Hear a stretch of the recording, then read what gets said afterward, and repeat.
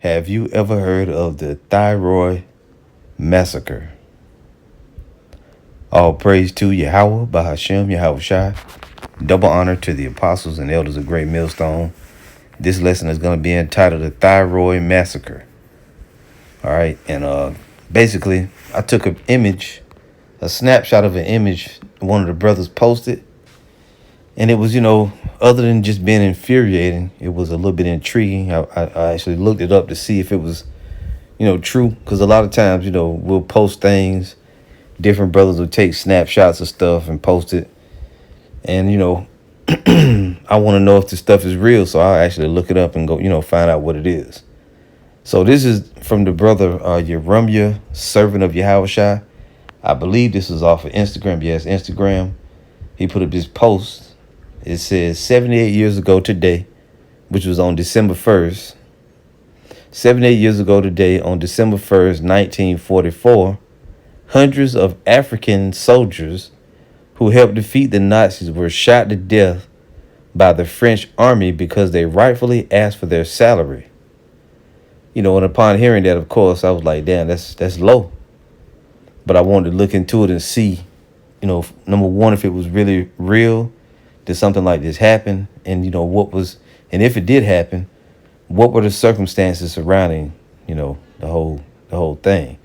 Now, right away, when you look into history, even if the so-called white man who is Esau will admit to such an atrocity, they're going to fudge the numbers. They're going to say, they're going to put their own spin on it. They're going to do different things. So you have to take it with a grain of salt. But also, too, whenever we do these posts and stuff, we have to be well studied and find out what the real truth of the matter is, even though we will probably never find out the specifics, all of the specifics about it. So I figured I would look into it, look it up, and see, exactly what happened. So upon looking it up, I went to Wikipedia. Well, I didn't go into Wikipedia. I actually Googled it.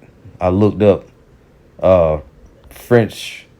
I don't know exactly how I did it. I think I just said African soldiers killed by the French or something like that. And I just kind of had to sift through different articles.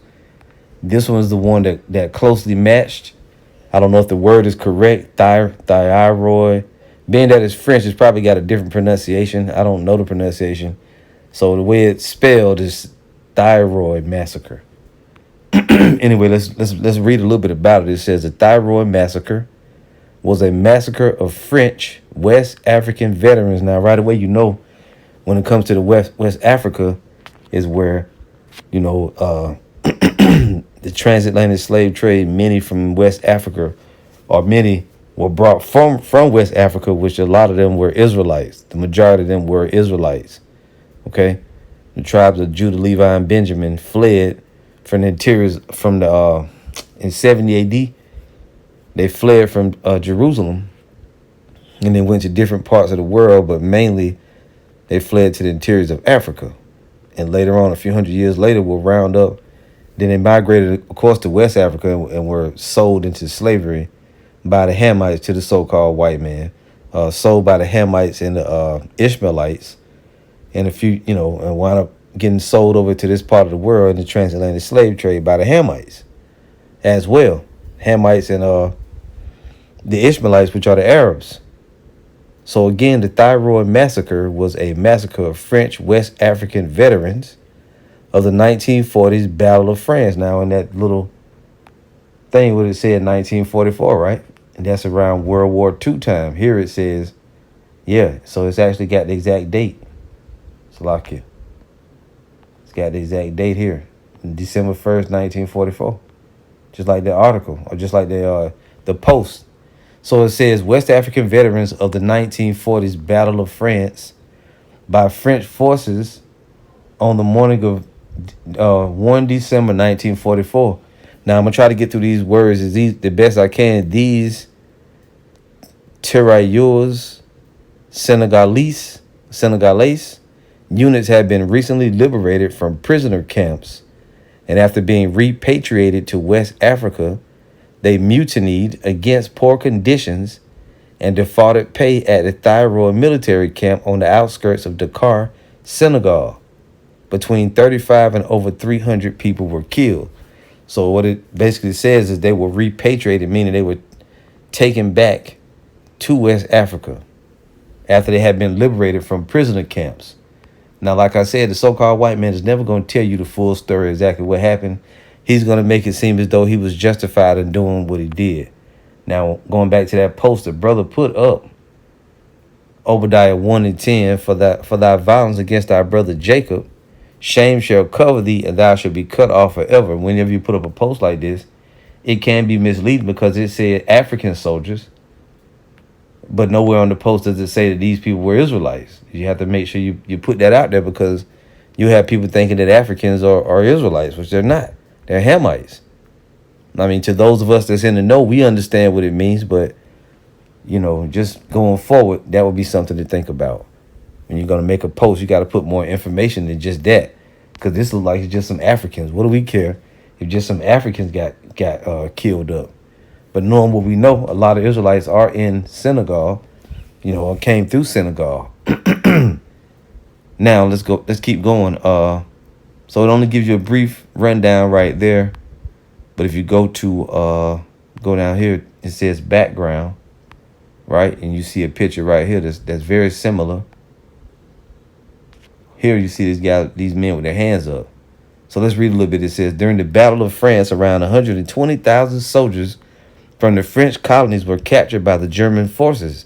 Most of these troops came from the French North African possessions, while around 20% were from French West Africa, influenced by Nazi racial ideology. Now, when you hear the words French West Africa, what does that mean? So a lot of people really don't get it, that the so-called white man Esau has conquered pretty much the whole earth. And what he did, he's colonized. You had the British colonize some areas. You had the French colonize others. You had Spanish colonize other areas. Then you know, so it's the same way now. The British, like I said, the English speaking, these different Edomites conquered different parts of the world, but together they're a consolidated Roman Empire or Edomite Empire. That's what they are. That's why in certain parts of the United States, you got French. Then you got other parts of the United States, you got more British last names, French last names. Then you got the Spanish last names. And you've got Polish and German, because we all divided up among these devils around the world. Like, for example, in America, when you deal with New Orleans, like Louisiana, what is that? That's a French. It was originally a French territory, New Orleans. And that's why you got a lot of Levi down there, and a lot of people speak French. You got the French Quarter and this and that. When you go up into the northern United States, northeastern United States, it's what's it called? New England. That's more British. You used to be British controlled, and then you got other parts like Florida, or other parts of the country that have Spanish names. You see, and you know right now they kind of escaping me, but you know what I'm talking about out west, right? Arizona, which is Arizona. You know, you got different parts that were controlled by different Edomites. Okay, and you had the French and Spanish. What did you have? The might be wrong. I'm kind of rusty on some of the history, but the French and Indian War. See, these Edomites have fought against one another for control of certain territories. You know, back in times past. So just like here in French West Africa, you got portions of Africa where the people speak French. See, in the land of Ham, you got portions where people speak French, people speak English. You know, you got certain colonies or places that were colonized by certain parts of these Edomites. Just like you go down to the islands, right, Bahamas and Virgin Islands and different places, Jamaica. A lot of them are British colonies, or used to be British colonies. Just like when you look at Haiti. What was Haiti? Haiti was a French until they got their independence. They were colonized by the French. Same as when you go down to Hispaniola, which is Dominican Republic and Puerto Rico. Certain places down there, they used to be colonies of the Spanish. So these damn devils done divided us up all over the world. You got to be able to see that. But if you can't, you know, maybe in time you'll see it. But if not, oh well. Anyway, back to the article. Most of these troops came from the French North African possessions, while around 20% were from French West Africa. Influenced by Nazi racial ideology, German troops summarily killed between 1,000 and 1,500 black prisoners in May and June 1940. Unlike their white compatriots, the colonial prisoners of war were imprisoned in frontstalags in France instead of being brought to Germany. Although they kept colonial troops in France on the pretext of preventing the spread of tropical diseases, the Germans also wanted to prevent the racial defilement, Rassenschande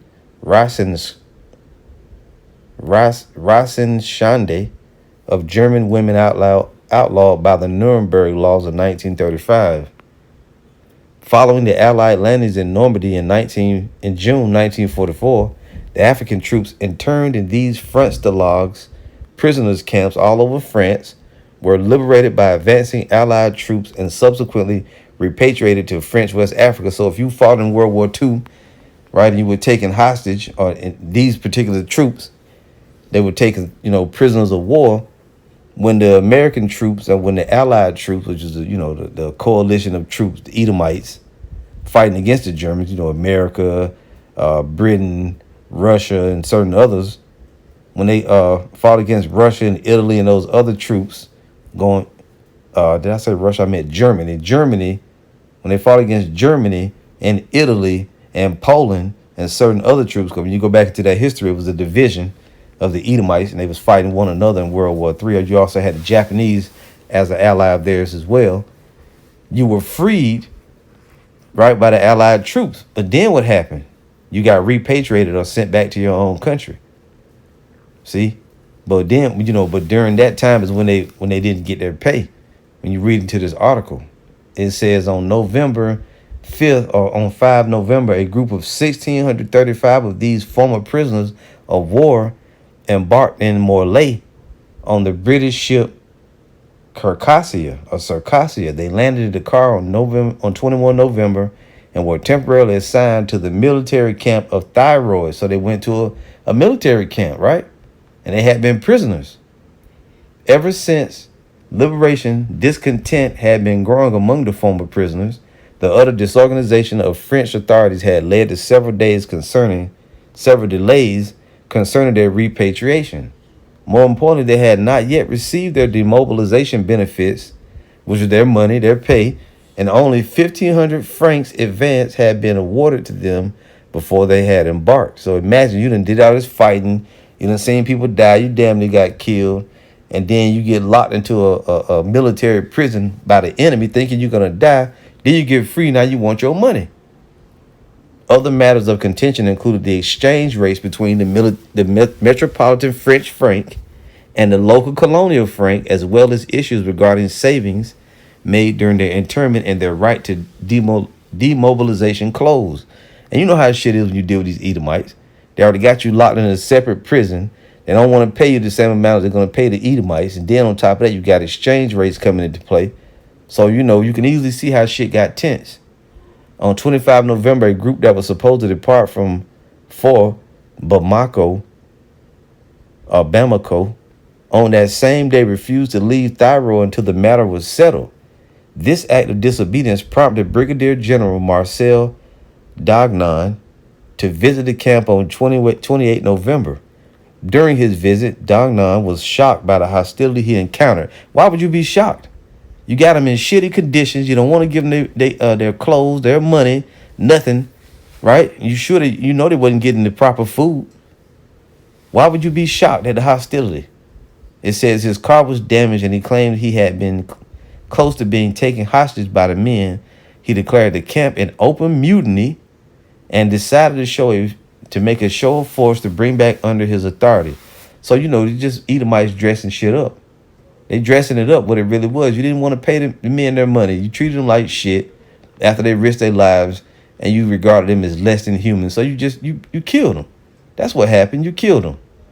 See, they go in here to confrontation and telling you all of that.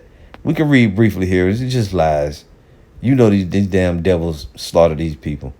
On the morning of 1 December at 6:30 a.m., 3 companies of the 1st Regiment of Senegalese Tirailleurs and the 7th Regiment of Senegalese tirailleurs, backed by elements from local national gendarmerie units, elements from the 6th Regiment of Colonial Artillery, and one M3 Stuart light tank entered the military camp in an attempt to end the rebellion. Why was it a rebellion? The men obviously had demands, and you didn't want to meet their demands because you looked at them as less than nothing. That's all it has ever been with Edomites, and it's no different whether it's French Edomites, it's British Edomites, Spanish Edomites, Italian Edomites, or fucking American Edomites, which is no such thing as Americans, because really they all came up out of these different, the original 7 heads of the Edomite Empire: French, German, Spanish, Italian, and English. That's really what it was, and also Greek. That's all it's ever been. These different various languages these Edomites spoke from the different lands, that they come from. According to official reports, at around 7:30, one of the mutineers pulled a knife but was soon disarmed. At around 8:45, a gunshot was heard but made no victim. They're gonna fudge the numbers, man. The deadly confrontation occurred around 9:30 a.m. Accounts vary regarding what ignited the gunfight. According to some versions, it began when one of the mutineers opened fire from one of the barracks, while other versions put the blame on a warning shot fired by a soldier of the repression force to intimidate the mutineers. And the mutineers, when you deal with a mutiny, it's when you attempt to overthrow or take over. Let's look it up and say here, mutineers. You see here on a ship. Mutiny is a revolt among a group of people to oppose, change, or overthrow an organization to which they were previously loyal. So they called it mutiny, right? They were rising up to try to overthrow what they used to serve, which really, that's the label they put on it. These men just wanted their money. In any case, a fusillade ensued. I don't know what that means. It says here, a fusillade is the simultaneous and continuous firing of a group of firearms on command. All right, so we got it now. Salaki brothers. I don't know where the hell we was at. Okay, we was in suppression, right? Yeah. In any case, the fusillade ensued, which, though it lasted for less than a minute, killed and wounded at least several dozens among the mutineers and wounded 3 men among the forces sent to repress the mutiny. The official report of December 2nd states that 24 of the mutineers were killed outright and 45 were wounded, 11 of which subsequently died of their wounds. Report by Dagnan on December 5th, however, speaks of 24 killed outright and 46 who later died of their wounds at the hospital, thus totaling 70 deaths.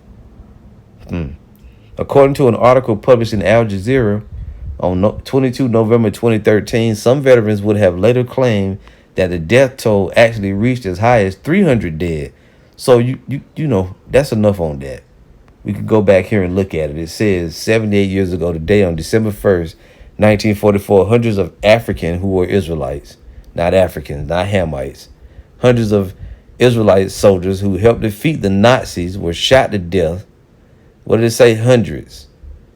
Shot to death by the French army because they rightfully asked for their salary. That's all it was. You know, pretty much that's what it was, because that's the devil. That's how the devil rolls. He breaks every agreement that he makes. He's never going to do what he says he's going to do. Let's read real quick. Zechariah. And these people have done this time and again to us. It's like the whole 40 acres and a mule. It's the same as when they got a movie called Glory, where they had these troops that were fighting during the Civil War, right? And they promised them their freedom and to give them their pay. And you know that they were really betting on them getting killed, so that way they never would have to give them freedom or never had to pay them. That's how these devils roll. Even in that movie, there was a scene where they didn't get paid the way that they thought they should. They told the men to tear them damn checks up, tear up that slave wage. He said, tear it up, tear it up. It was Morgan Freeman and Denzel, tear it up, tear it up. And all the men just started getting their checks and ripping them shits up. You see? And then the sergeant or whatever, played by Matthew Broderick, he ripped his shit up too. You see? But the Lord is gonna pay us back. He's gonna pay these devils back for all that treachery. You ain't going to be able to get away from it. This is Zechariah 11:4. Thus saith the Lord my power, or my God, feed the flock of the slaughter, whose possessors slay them and hold themselves not guilty. And they that sell them say, blessed be the Lord, for I am rich, and their own shepherds pity them not. Right. See, now shepherds are supposed to be who? The religious leaders, but they don't pity what's happened to our people. And in this case, our possessors are the ones that have been slaying us. We've been their prey. We've been their possessions. And then what do? They continuously kill us. I mean, it's well documented. The whole world knows the shitty conditions in which our people have been over here in this country, you know, and how they've railroaded, murdered, slaughtered, you know, treated us the way that they have. And you can't get out of this shit. And you even set up preachers that didn't have, they don't care about our plight. Because why? You greased their palms. You made them rich. You gave them money. So, of course, they just sold us up the river more. That's why you got Christianity has dumbed these niggas down to the point where they don't even want to fight you back. But now that here we come with the truth, and it's raising up, you know, the enemies of the so-called white man Esau, which are the Israelites. They thought we would never wake up, but we're back. Jacob is back, whose possessors slay them and hold themselves not guilty. And they that sell them say, blessed be the Lord, for I am rich, and their own shepherds pity them not. Now, what I wanted to bring focus to, I looked up this word. When you read Isaiah 26:20, the Lord is going to reveal. And see, I never knew. And I'm sure you brothers out there never knew about the Thairoye massacre. I never heard of this. But you know, the Most High put his spirit on me to look into it. And when I looked it up, lo and behold, look what we find out. So there were many other massacres like these. We only just now recently been coming to the knowledge of these drowned towns where they covered up whole so-called black communities and whatnot because they was jealous. You know, you deal with a couple of more famous ones, Black Wall Street over there in Oklahoma. And you also deal with Rosewood, Florida. But there's many others that you never heard about. And there's many other massacres that they covered up in their history books, or they took out of history books. They wanted to strike it from the record, but the Lord is going to bring it all out. You know how we know? It's in the scriptures. The Lord's going to make known all these damn massacres that these devils have committed. Let's read about it. This is Isaiah 26:20 says, come, my people, enter thou into thy chambers, and shut thy doors about thee. Hide thyself as a word for a little moment until the indignation be overpassed. This is when the elect get caught up into the chariots of the Lord. You're going to go there and you're going to be safe from the destruction. Verse 21 reveals something. It says, for behold, the Lord cometh out of his place to punish the inhabitants of the earth for their iniquity. The Lord's going to punish the people of the earth for all they've done to the house of Israel. What else? The earth also shall disclose her blood and shall no more cover her slain. Now, when you look into this word disclose, this is what you get. Reveal, uncover. Look at this. Make known secret or new information. Make secret or new information known. They disclosed. Allow something to be seen, especially by uncovering it. So the Lord is going to uncover all that blood, all those slaughters, all that hidden shit that you did that you didn't want people to know about, all the numbers that you tried to hide, right? Because you knew that it would sound hideous. You killed up thousands and hundreds and millions or whatever. We're going to know the exact numbers that, and all these dead bodies, when you hit them, whether it's in the ocean, whether it's in the mountains, whether it's underground, whatever, it's going to all come out. And you devils going to be embarrassed. You're going to be ashamed of all that blood you did, all that blood you shed. For behold, the Lord cometh out of his place to punish the inhabitants of the earth for their iniquity, and the earth shall disclose, shall make known what was kept secret, her blood, and shall no more cover her slain. There is no way out for you devils. You're low. It's really low to have men of war. You know what? That's a great scripture too. We was talking about that the other day at camp. Let me see if I can look this up. Men of war. The Lord hates that. Men of war. The Lord hates that when men of war are treated, ill-treated. Doggone.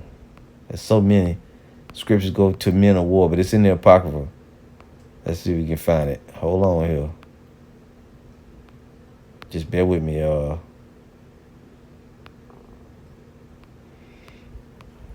I'm sure it's probably in Ecclesiasticus. Wisdom of Solomon, no. Uh,